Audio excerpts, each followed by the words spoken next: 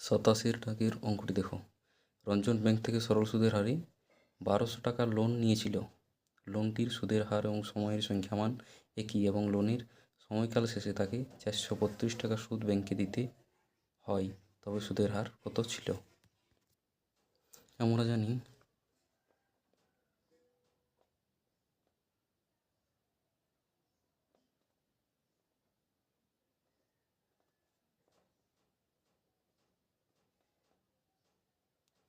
সরল সুদ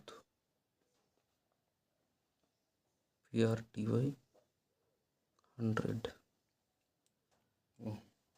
এখানে যেহেতু বলা হয়েছে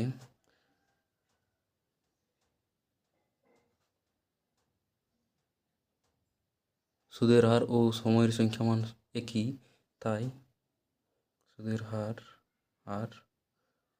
সমান টি সমান এক্স ধরি। শর্তানুসারে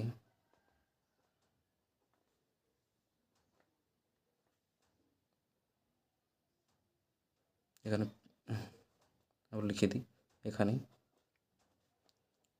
পি সমান 1200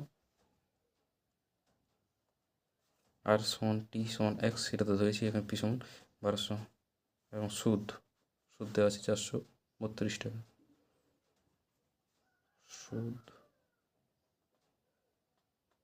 432 টাকা।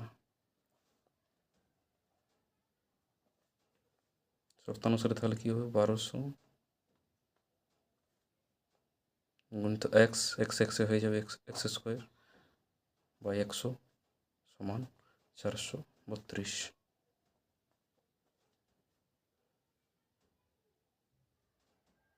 এক্স স্কোয়ার সমান 432 বাই 12।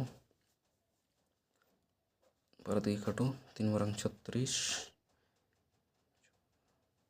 6 বারাং 72, 1 সমান হয়ে যাবে 6।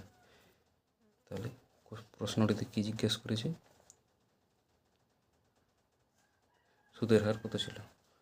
অতএব সুদের হার